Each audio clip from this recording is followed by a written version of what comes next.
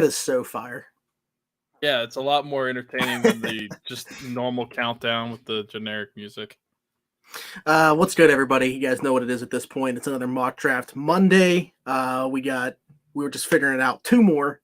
Yes, next week is a Monday where we could technically do a mock draft Monday. However, special 412 episode on 412. We're having Steelers outside linebacker Alex Highsmith and his dad Sam Highsmith on the show. It's going to be a lot of fun, so be sure to check that out a week from today, starting at this exact time, 7 p.m. Eastern Standard Time. What's going on, though? Oh, not much. Happy Easter, everybody. I'm excited to do another mock draft. And this one is going to be different, though, because we're not going to make any trades because we're saying last week we wanted to make the picks as real as possible. And now we're going to take it even a step further, and we're going to make it so we don't think the Steelers are going to really be moving around in the draft much, so we're not going to either. So we're going to just take our picks as they come and see where the board lays and make our picks from there. Yeah, I mean, anybody that's a Steelers fan knows that they don't really get involved too much with trades on draft day. They have bucked that trend a little bit. Obviously, the trade up for Devin Bush a couple of years ago, jumping from 20 to 10. But typically, there's not much movement there. And I would assume with all the needs that they have, this year's going to fall in line with more of what the quote-unquote Steeler way is, as opposed to what we saw in the 2019 draft. So, and I think that we are both on board with that based off our conversation. Mm-hmm. I mean, something crazy could happen. I mean, so this Sam Darnold trade today, one with him going to the Carolina Panthers, obviously that affects the Panthers and Jets, but now people are talking about, okay, obviously the Panthers aren't going QB at 8. They're in a prime spot now to trade back if one of those quarterbacks are on the board. And then, because of the Steelers not really having a succession plan behind Ben, people start throwing out the Steelers, the Bears, the Patriots as teams that could move up to that spot. Should we see a Justin Fields, a Trey Lance, potentially even Mack Jones available at that spot? Okay. Don't throw his name in there.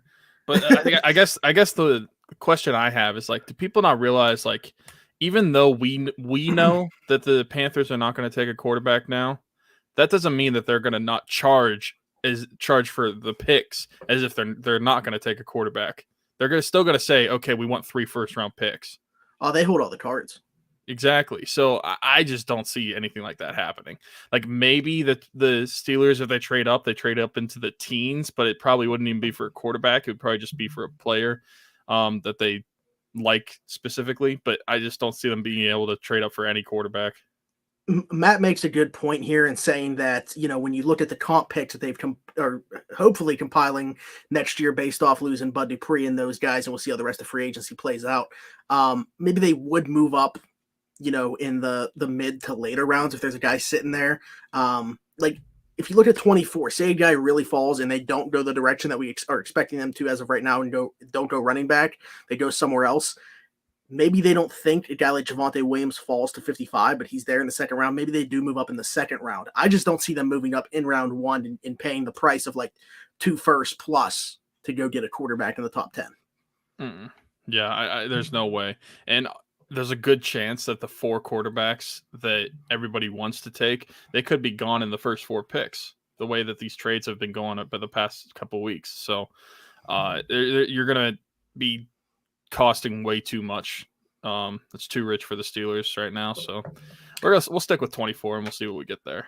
Also, before we jump into this, night 1 of the NFL draft, we've been teasing it, April 29th, that Thursday for the draft. If you guys don't have plans, be sure to stop by our live stream. We're to be here for the entire first round. We might have put a little something together to show you guys, too.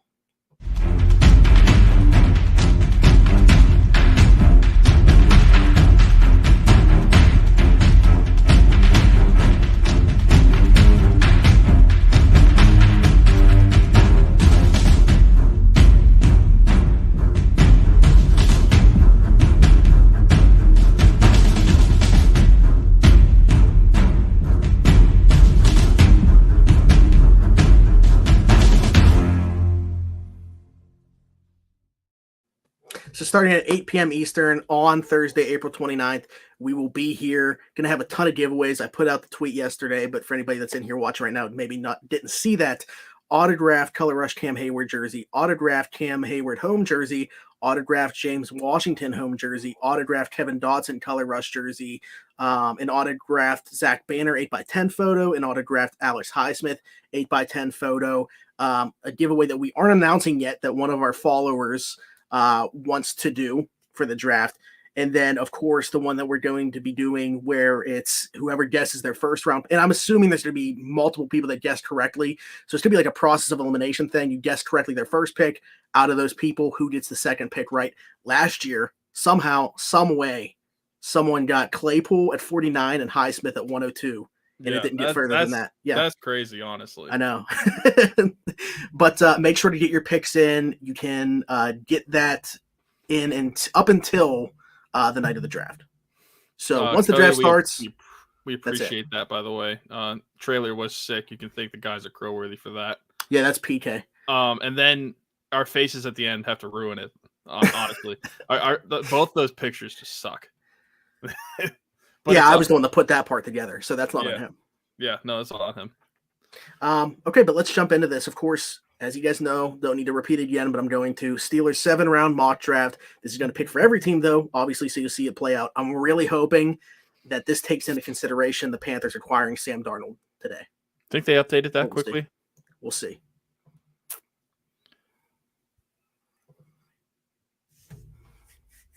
Zach Wilson at 2.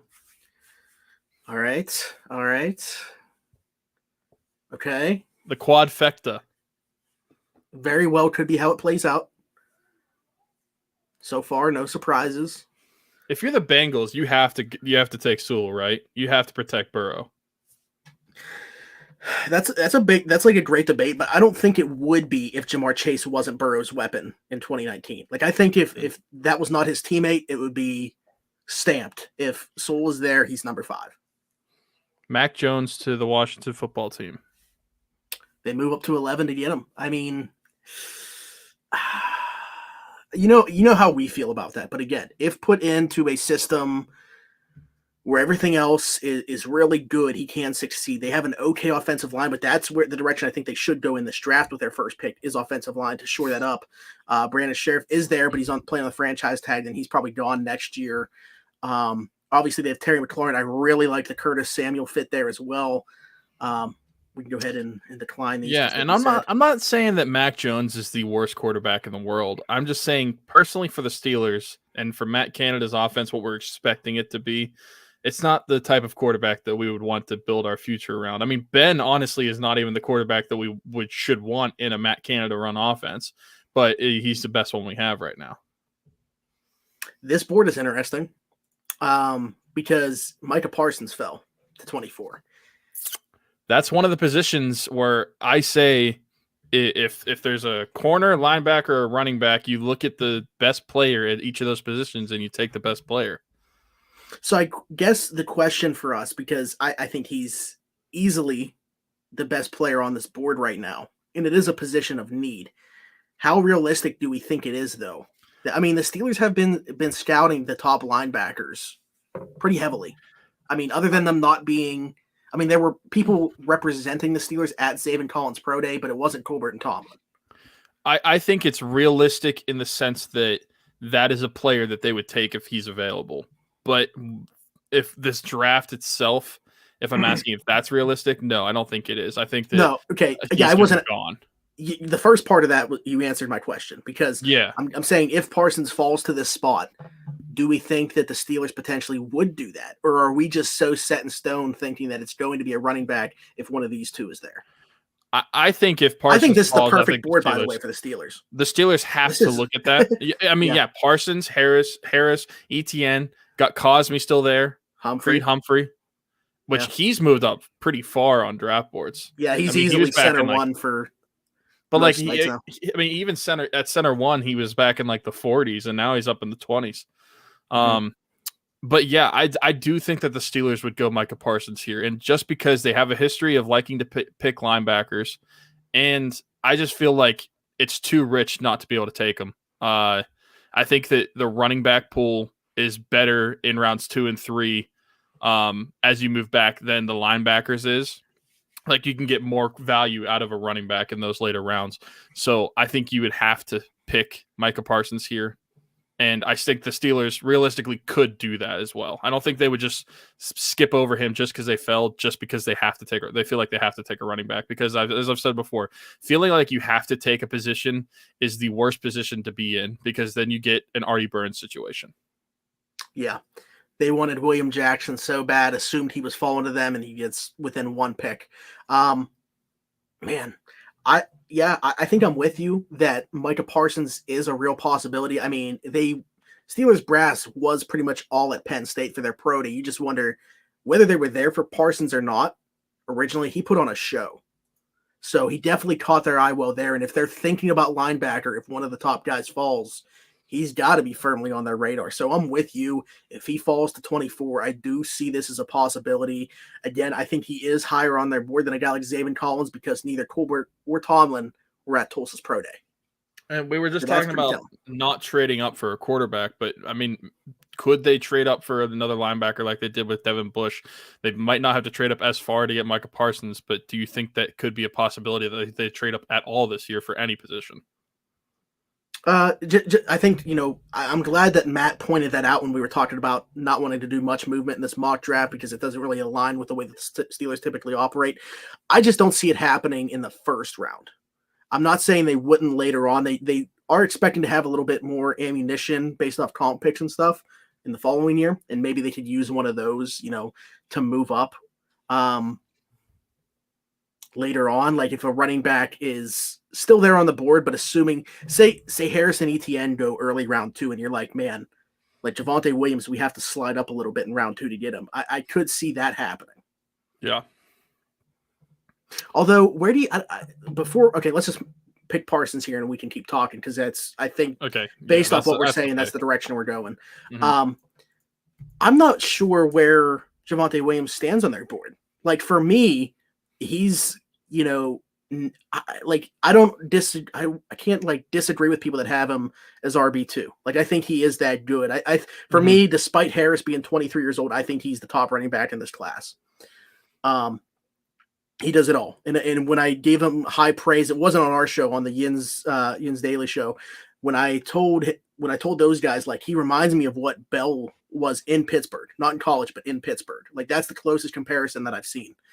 But it just doesn't seem like there's much interest from the Steelers in Javonte Williams. Like, again, talking about those guys not being, the Steelers brass, Colbert and Tomlin not being at Tulsa's pro day, they weren't there for Javonte Williams.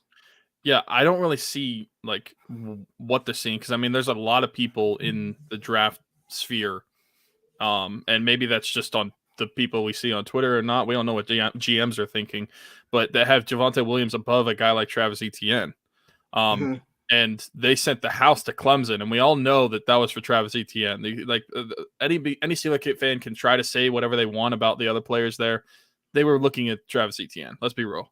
There's not another player there other than Trevor Lawrence that they would be looking at in the first round, and you're not sending the house there for that. I mean, Amari Rodgers could be if we would have lost Juju, Amari Rodgers could have made some sense, in the third round or so, and Jackson Carman as a developmental tackle around that same pick. You wouldn't have had to send all 3 guys there. Yeah, that's not happening. They were there for Travis Etienne. So the fact that they have that, and they didn't really send anybody to North Carolina's pro day, I don't really know what they're thinking. I don't know what they're seeing on film that they don't really are interested in. I mean, Javonte Williams or Michael Carter, and not either of those guys. They're just showing no interest. But maybe they're just like holding their cards close to his chest. Who knows? But personally, I would have Javonte Williams at like RB2, RB3 area. And I feel like I'm very comfortable with that. So yeah, but based off the way you're saying it, it's like neck and neck with Etienne. Mm-hmm. It's the same thing I say. Yeah, I think there's a lot of people that a lot of people say he's like leaps and bounds ahead of Etienne, and for some reason Travis Etienne gets a lot of hate, where I just don't agree with those people. I mean, I respect their opinion, but I think Travis Etienne is really good.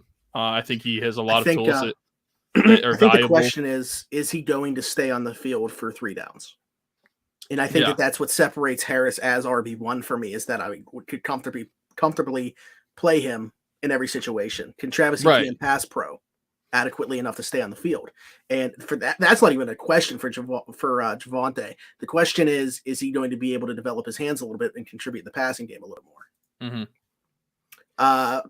Cody Coleman says, I feel like Dickerson is the pick here at 55. Yeah. Okay. First off, I am intrigued by this trade offer. We said we weren't doing them though.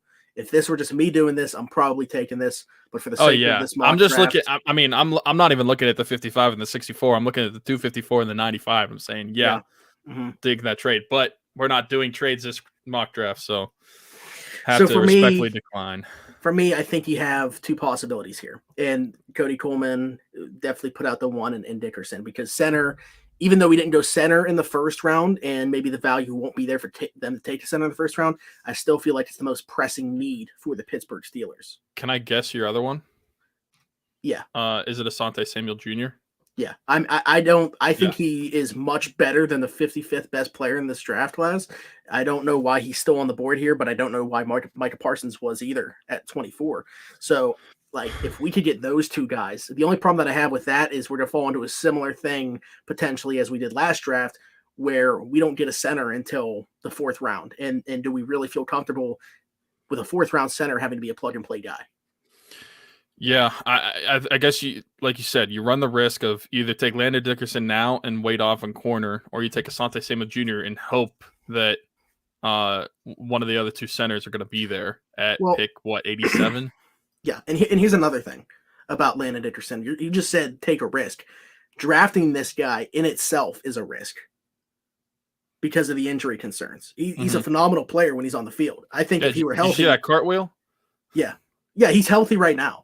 We're getting close to. I think he'll be ready to go by the time that training camp rolls around. But durability is definitely a concern, and that's why I've said, like, if healthy, he's right there with Creed Humphrey as the number one center in this draft class. But because of injury concern, if somebody said they had him behind even Josh Myers and Quinn Miners, I really can't argue it because I understand the injury concerns. And as we pointed out, because I wasn't sure, but you pointed out to me, it's not like these injuries are just all over his body and are freak accidents. They're more consistent injuries at the same parts of the body, and that's more concerning when you're looking at a guy to draft.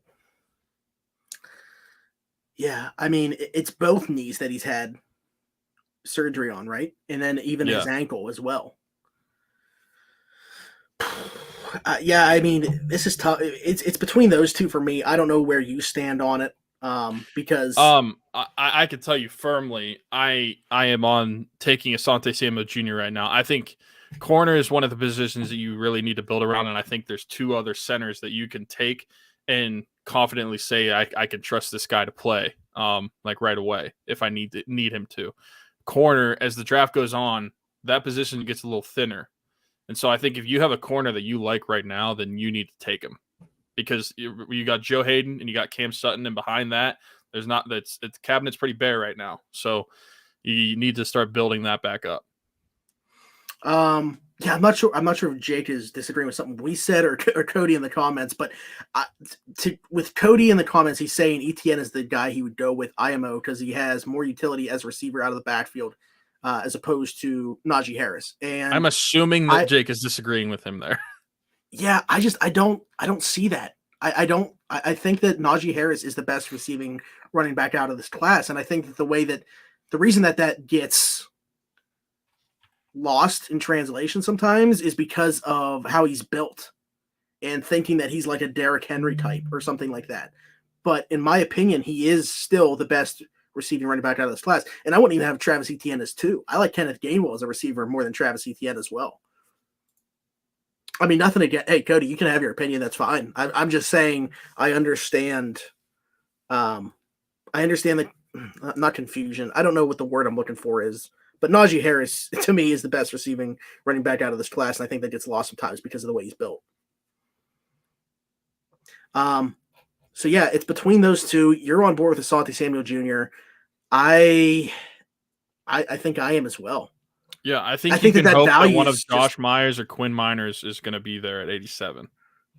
And again, it's everything that the Steelers love. The NFL bloodlines, obviously, with his dad, which, by the way, ridiculous thing that I saw today.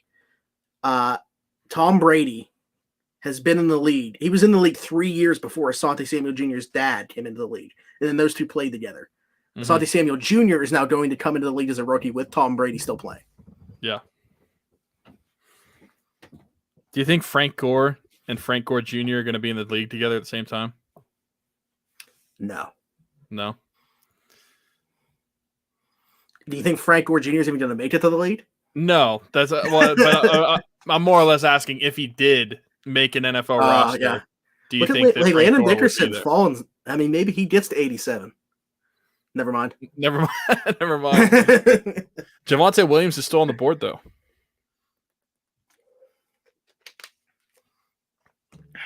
For some reason, he's fallen. I'm going to guess he goes Bills? one of these picks to Buffalo.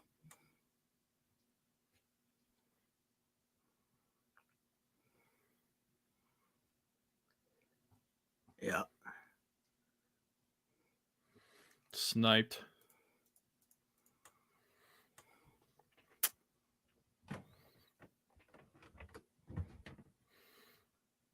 We're getting pretty close, and Josh Myers and Quinn Miners He's going to go with these two picks. Oh, I would have thought Minnesota could potentially go there. Quinn Miners went, but not Josh Myers.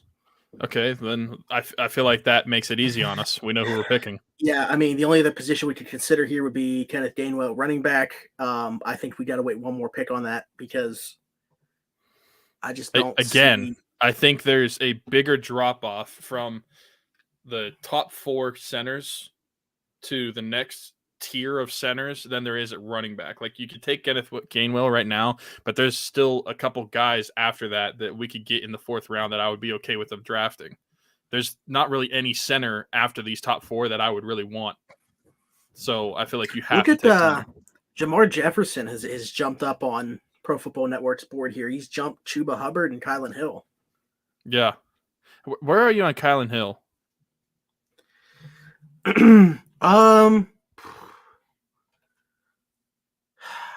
I like him, but not as a day 1 3-down back. Obviously, I think he could be part of a committee. Looking at this list, I would probably have him as like the 3rd or 4th one that I'd like on. I would have him above Chuba Hubbard. I don't get. He tested pretty well. I'm not seeing it. He was a guy that was like the top back in the class, going back to like before last season, considered one of the top backs in this class. I don't see it with him. And to be honest, and this is on me, I don't know much about Jamar Jefferson. Other than that, he tested really well and he's jumped up the draft boards. But I will say on this board, I personally have Trey Sermon above Ramondre Stevenson, but that's neither here nor there. And looking at this board, I mean, to me, Kenneth Gainwell is the only one that I think is like hands down better than everything that we have on our depth chart right now. Right. But yeah, if you look at the running back position, and then you look at the center position, just like on the draft board, after Kenneth Gainwell, there's still a couple guys that we'd be okay picking. Go over to center real quick, because after Josh Myers, I mean, there's Trey Hill at 137, but there's like took last time. There's a massive drop off. I feel like compared to the running back position, so I feel like you have to take center here. Yeah. Yeah, let's just make that pick. And I mean, I'm just going to stay on running backs because I feel like I don't see a way that's not the next pick. Obviously, I don't want to say messed up our draft, but for what we expect, we don't expect Micah Parsons to be there at 24. So do you think that the draft for the Steelers for the first 3 picks will be a variant of running back, center, and corner? Or do you think that that's the best odds? Listen, I mean, I've said this before, and I'll say it again. Like, these are fun to do, and it's fun for everybody to see everybody try to come up with what they think is going to happen and talk about what's going to happen with the Steelers. We have no clue. I mean, even people that are throwing like edge out, if they did that, I would be very disappointed. It wouldn't surprise me though. Like, we're talking about the Steelers here, like quarterbacks in play, depending on if one of those guys fall. Like, there's really, in my opinion, they're not going to take a wide receiver. I wouldn't think that they're going to take a safety, and beyond that, I really don't know. obviously punter or kicker. I'm not talking about those positions. If they took Kellen Mond in like round 4, I wouldn't. Interior defensive lineman, I feel like that's off the board after Alualu coming back. I don't think the value would be there for one anyway. But I think that there's so many positions that are on the board for them, and that's fine. Like, they have so many holes, but they're also in a spot where, like, they can take the best player available on their board because of how many holes that they have. Mm-hmm.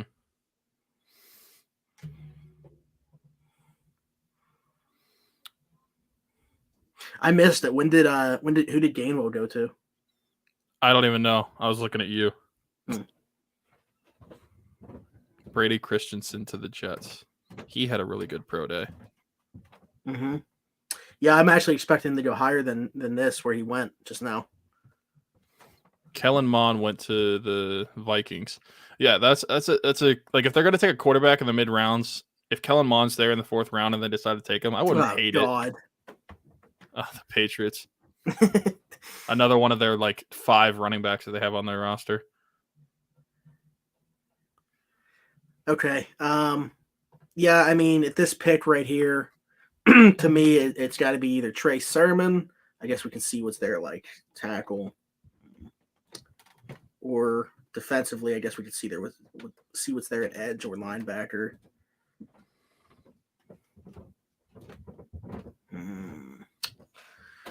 Yeah, he did take linebacker round 1. Yeah, I didn't. I don't know why I said. Whoops.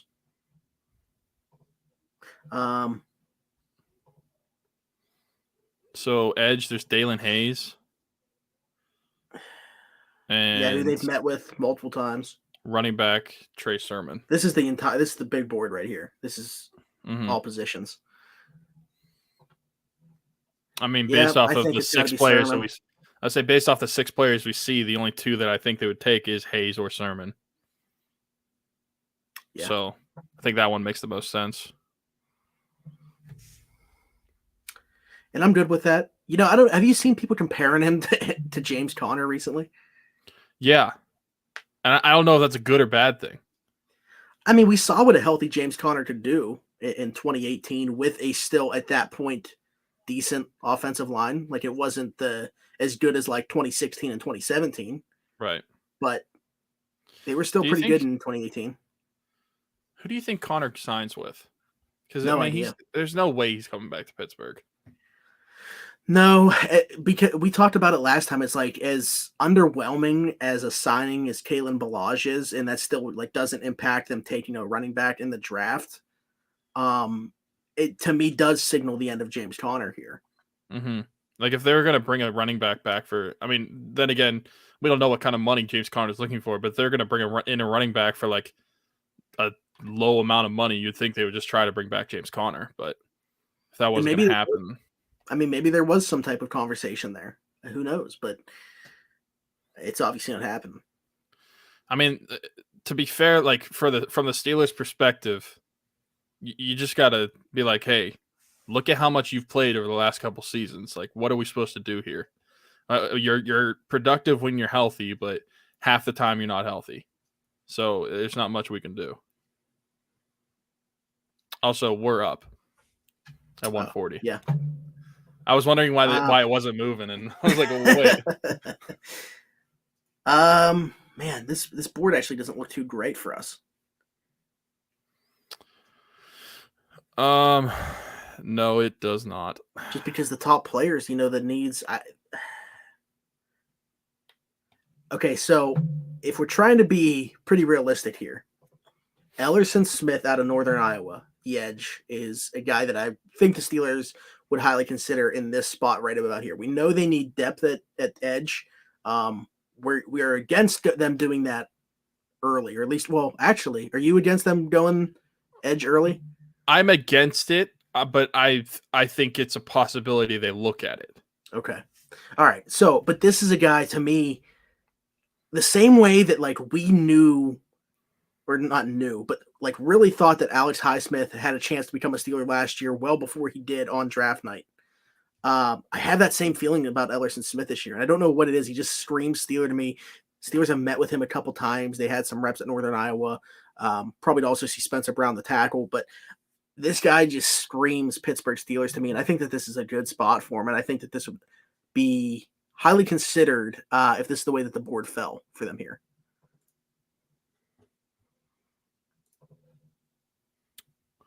Yeah, I gotta agree with you there. I mean, don't you feel like, just read this analysis on him from Pro Football Network, and it's pretty much the same as what was said about Alex Highsmith last year.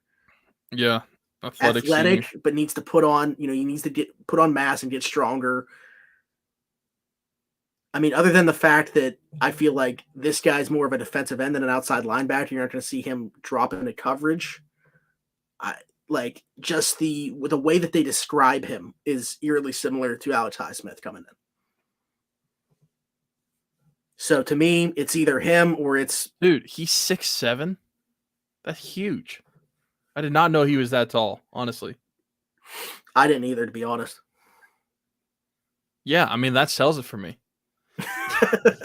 Because on a more realistic note, you got to look at players you need. And the players in front of him, or at least the positions in front of him, more specifically, I just don't see any really position that the Steelers would need.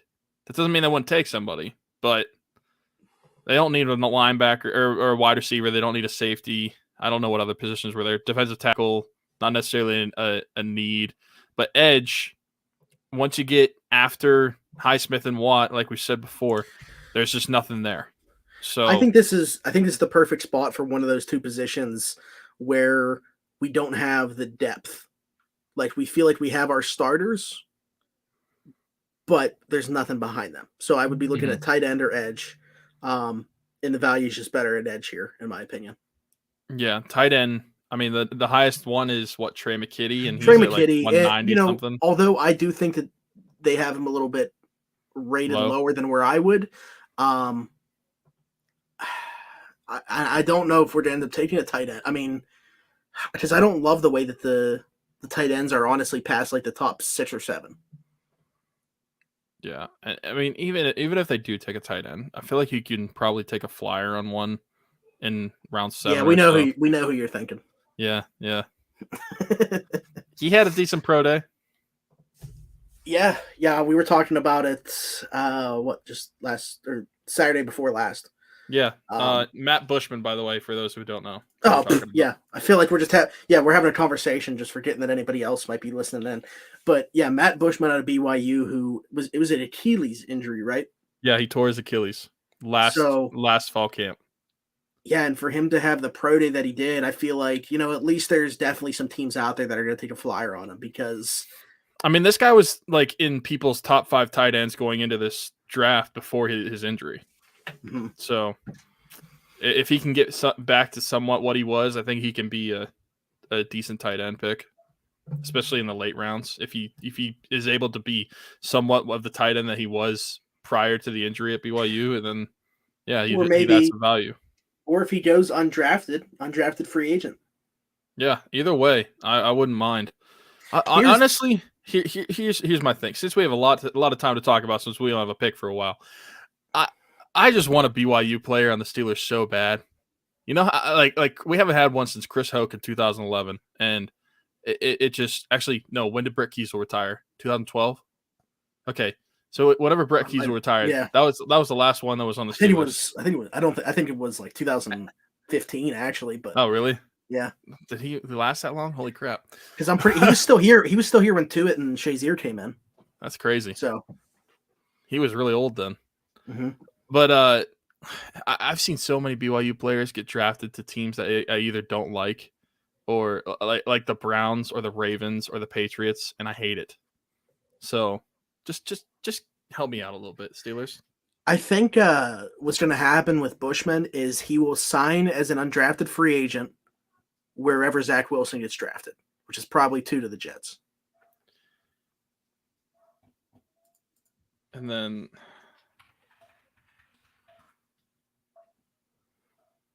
who's the Jets tight end?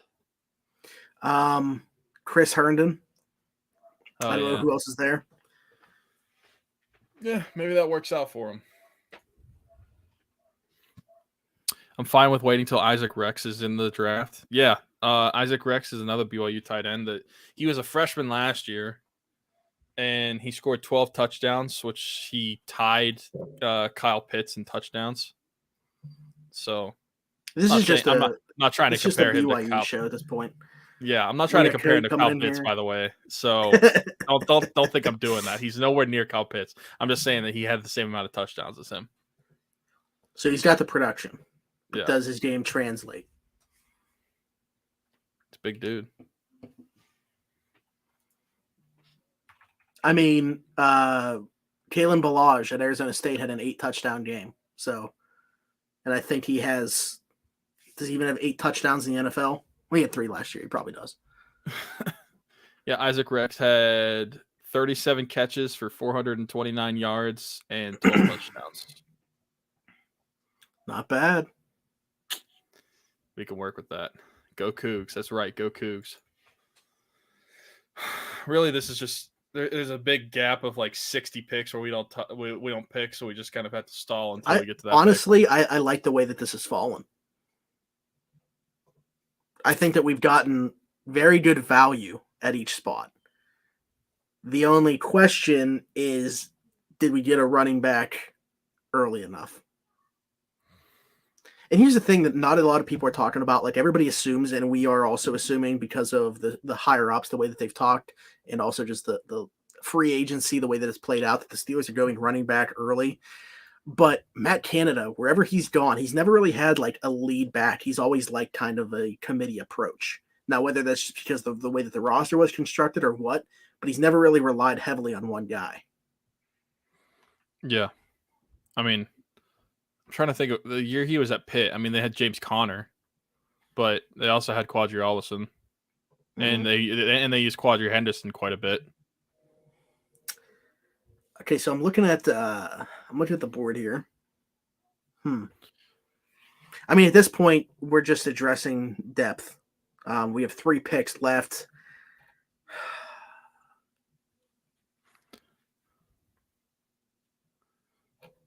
I don't even know, like, what, like, do we take a flyer on a tight end here? I mean, I really don't know much about Quentin Morris, I'll be honest. Not a great blocker. And to me, if we're getting a tight end this late in the draft, you should get one that can probably block. They're probably going to be able to do one or the other. You should probably want pass catcher and or just a good blocker. If you're the Steelers drafting, you should want the one that be able to block, because Ebron is basically the receiving tight end. He's not much of a blocker. He lines up a lot as like a big slot. Yeah, he doesn't do much in-line work. So I think that's off the board for us here. We could take a guard because DeCastro's in the last year of his contract.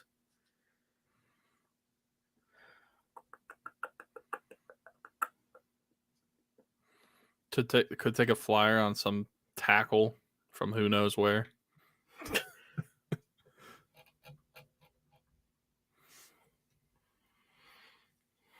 It's just, for me, when you get down this far, man, I don't even know much about any of these guys. I told you they did meet with Dan Moore, though. So if we're doing based off of, I'll say the only one that I've heard of really is Josh Ball. But if they met with Dan Moore and then we want to draft realistic to what the Steelers might do, then that could be a potential pick. Yeah, let's just do that. Because honestly, like, we've pretty much thrown out the idea that they could go tackle early out the window. Just based off the way that it seems like they're going to be heading, it's just not going to happen, which disappointing to all of us, but it is what it is. Sarge, are you still on the board? Isaiah McCoy, Kent State.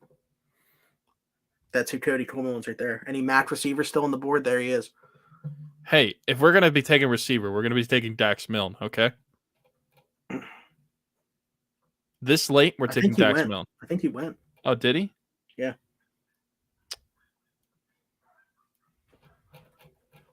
How many Darren Halls in the world are there? That play football.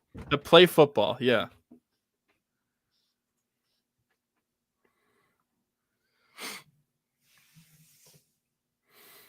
Jamar Johnson went. I mean, safety is another position where you could look at late in the rounds, but again, it's not the necessary need. early in the draft. So really, round 7 is the only place you're probably going to be looking for it.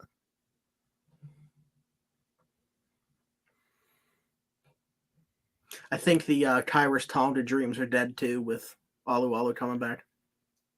Yeah. I mean, who maybe they take a defensive lineman late, but when you still have Bugs on the roster and Carlos Davis, and then you have your starter and Chris Alu Wormley back, was brought back, and Chris Wormley, friend of the show. Yeah, it's just I think defensive line is dead for this team. So we're on the board here. If we didn't draft a linebacker early, KJ Britt would have been a nice late round addition. Speaking of which, by the way, I mentioned my BYU players going to teams that I don't like. Look where Kyrus Tonga went. Oh, nice. Just look at their draft in general. Yeah, they took Kenneth Gainwell and yeah. Surprised they didn't take Dax Milne. He kind of fits their bill. Who did take him? Tampa. Get to play with Tom Brady. Going from one goat to another.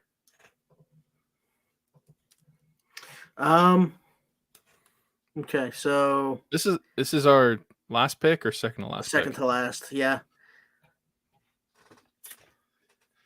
I actually took Israel Mukuamu in a mock draft that I did that I actually put out an article for. Yeah, I mean, last pick that we had. I was gonna say you could look at safety.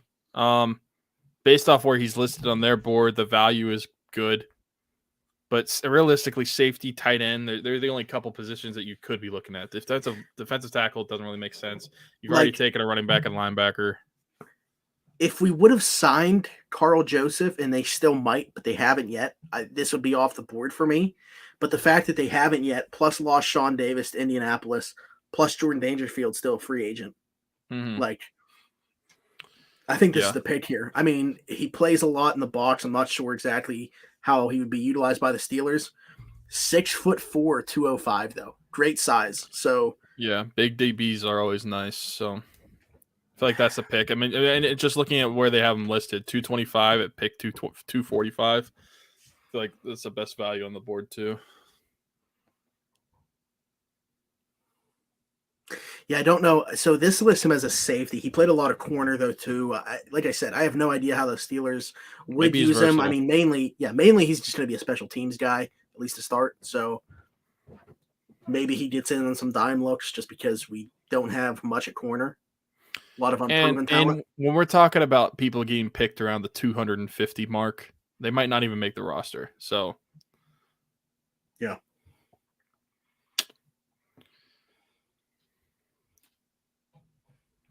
So we're up, and what tight ends are available? I guess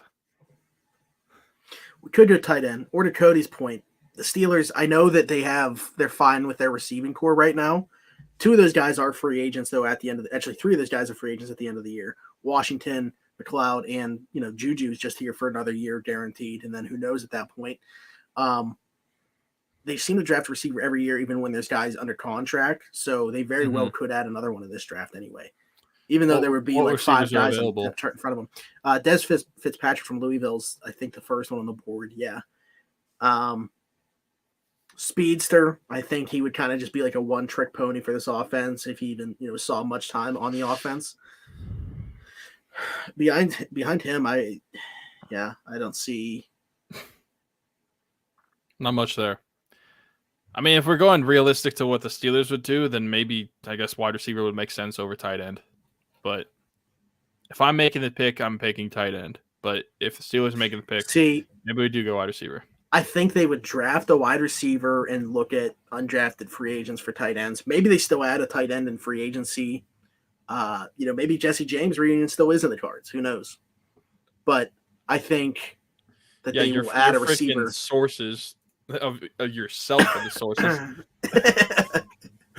I think that they will add a wide receiver before this draft ends. And we haven't yet. All right, then if we're being realistic, then let's take Dez Fitzpatrick. And we got another Fitzpatrick in the building. Now, would they have to wear their first? Would Mink have to change his jersey and wear M. Fitzpatrick? If this dude made the roster, yeah, I think so. All right, there it is. Yeah, so I mean, real quick, thoughts on this. What do you think about what we came out of here with? I think the value of Micah Parsons was too good to pass up. So great pick there. Asante Samuel Jr., I think that's a great value pick as well. You're addressing positions of need, which is great. You're not just taking the best player available. We were looking at the positions that the Steelers need. After Bush and Spillane, there's not a ton at linebacker after them. Same thing with corner after Hayden and Sutton. There's not a ton there, so we addressed those early.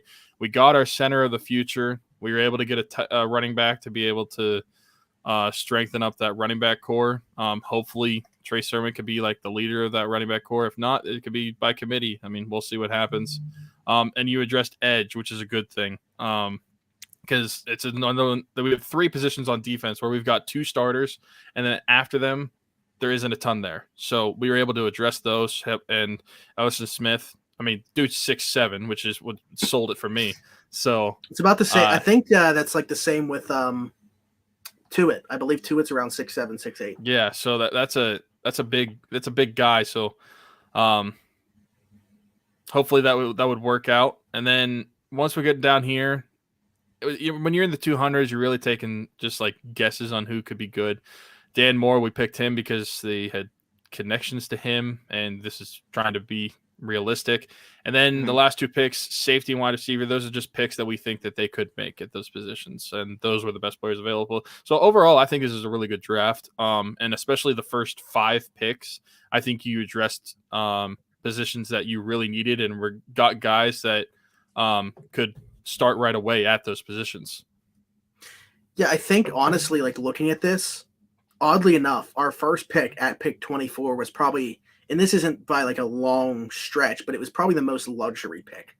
Like we would be okay if Robert Spillane and Devin Bush were the starting linebacking group.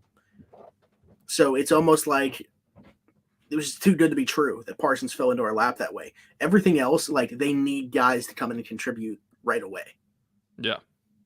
Yeah, we could have gone Najee Harris or Travis Etienne at 24, but just seeing Micah Parsons there, it just kind of like went into my model of you look at linebacker, corner, and running back, and you look at who's the best player among those players at each position, and you take it accordingly. And so I think that's what we did, and I would like this pick, and if that happened, I would be happy. But then again, will it happen? Probably not. I think he goes before we were able to pick.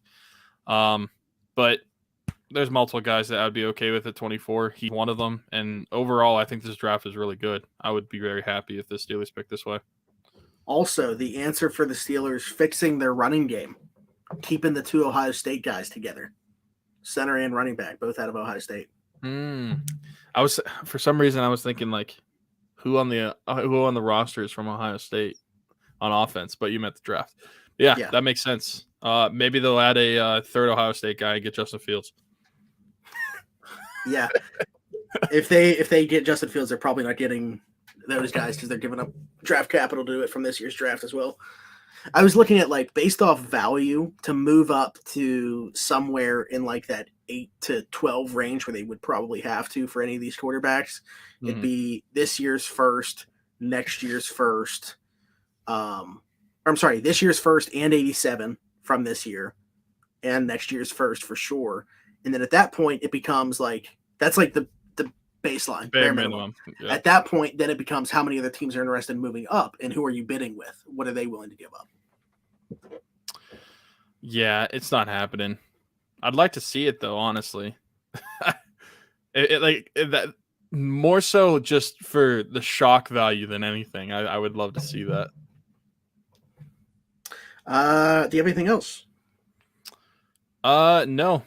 Besides, I like this draft. I think we got a lot of players at positions that we need, and I think there's a lot of good players in this draft. So, yeah, I think for the Steelers, I've said this multiple times too, at minimum, and I think that we got 4 guys really that are going to contribute right away, maybe even 5. When you look at Ellison Smith, probably having contribute right away off the edge as well. They need to get bare minimum 3 or 4 guys from this draft that are going to be ready to play day one because of all the needs that we have that are immediate needs. So they need to hit on these picks. It's easy to say, but like with everything that we have going on, all the holes on this team, This is a very important draft. And three of those picks, I think you can say for certain that need to play right away are corner, center, and running back. Yeah.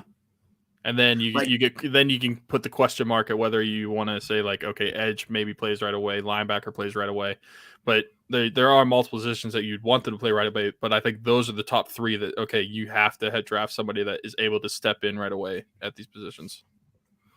I mean, yeah, do we view Trey Sermon as capable of being that bell cow guy? I don't think so right away, at least. I mean, maybe he becomes that guy. But I think between him, McFarland, who I think will have a significant role in Matt Canada's offense, and maybe a little bit of Benny Snell, I'm not sure. Does Kalen Ballage make the roster just for short yardage situations? In this case, he probably would. If they're not going running back in the first two rounds, he probably does make the roster for that reason. Yeah. And so it's going to be how many running backs they're going to be willing to carry? I don't know. I mean, if they draft early, say they are able to get a guy like Najee Harris, Travis Etienne, or like Javonte Williams, I'm assuming they'd only carry 3. And I think all 3 of those guys, at least they would hope right away, could be like the bell cow guy. Especially, I mean, we literally have no idea how they feel about Javonte Williams, which is kind of surprising to me. But if they draft either Etienne or Najee Harris, which one of those two looks like at least the most not most promising, most likely scenario for the Steelers as of right now, I think that you can trust in, especially in Matt Canada's offense, that both of these guys are going to be the guy from day one. Yeah. I guess you could say the same thing for the other UNC running back as Javonte Williams, Michael Carter. Obviously not a ton of interest from the Steelers there. Although, I mean, the Senior Bowl, they had Michael Carter there and not Javonte Williams, so maybe there was some communication there. But for them not to be at this pro day, I mean, that's pretty telling. Yeah, it was a little shocking that they didn't have it really any representation. One more time before we get out of here, I want to let you guys know, as I said, next Monday we'll be doing the live show with Steelers outside linebacker Alex Highsmith and his dad, Sam Highsmith. They will both be on and talk about his rookie season, obviously, expectations for year 2, because, I mean, he's going to be put into the driver's seat now, opposite of TJ Watt. And then later on this month, Thursday, April 29th, we got this.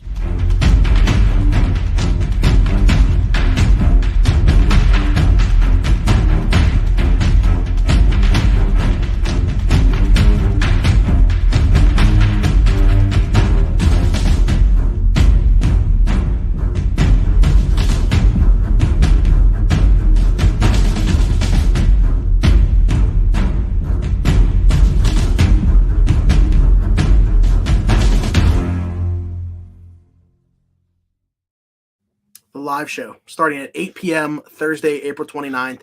Come hang out with me, Tyler. We're going to have some people on along the way as well. And then 8 different giveaways throughout the show.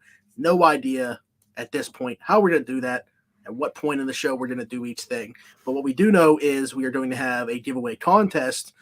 Whoever can correctly guess their first pick. We're under the assumption that multiple people guess correctly that pick. So then it will move on to where that group has to guess their second pick, so on and so forth, until we're down to just one person. It'll be a lot of fun. We hope that you guys join us. We hope that you join next week for the show with the Highsmiths. But as always, it's been Smitty. It's been Tyler. We are part of AllSteelers.com, proudly presented by Crowworthy and sponsored by Keats Barbershop and Viget. Be sure to download the Viget app. Use the word Crowworthy when you sign up. Let us know that you are in, and we will get you the code to join our group. You can bet with us. See who the best of all is. I'm at the top of the leaderboard right now. Mainly because I'm not. Hold on. do not even talk. I'm not in the negative. Bets. You've made 6 bets. I placed. You want to know how many I've made? I made 12. Oh, 12. Okay. A few days ago it was 6. Okay. You want to know how many I've made? Like 70 something. So I do not want to hear. I think it's 80. 81. Yeah, 81. Okay, so I don't want to hear, oh, I'm at the top of the leaderboard. Okay, don't give me that crap. I am at the top of the leaderboard. I get that, but I'm taking risks out here, okay? That's what you got to do to get. Well, hopefully we'll have more people start taking some risks. Yeah, PK hasn't placed a bet yet, and he's in 3rd. So that should tell you. I think that might be something we have to talk about with those guys. There has to be some way of like weighing that because you should not place a bet but be in third place. Like yeah, like I've literally bet more than anybody in the league, and I'm in what, like 6th? 6 out of 8, yeah. Yeah. Terrible. I mean, I'm like, but anyways, whatever. Be sure to get in on the action with us. Reach out to us, and we'll get you in. It's a lot of fun. We've enjoyed doing it to the degree that we have. Obviously, very different, about difference of like 76 bets or so. So, but anyways, reach out to us if you want in. As always, thanks for tuning in. We'll talk to you next week. Oh wait, no, I'm sorry. We will have the Penguin Show Wednesday. Yeah, Wednesday this week. So be sure to tune in for that. Unless you're just a football guy. If that's and Pirates Show. Baseball started. We'll see you. Yeah. We'll see you next week with the Highsmiths if you're just here for the Steelers stuff. Until then, bye-bye.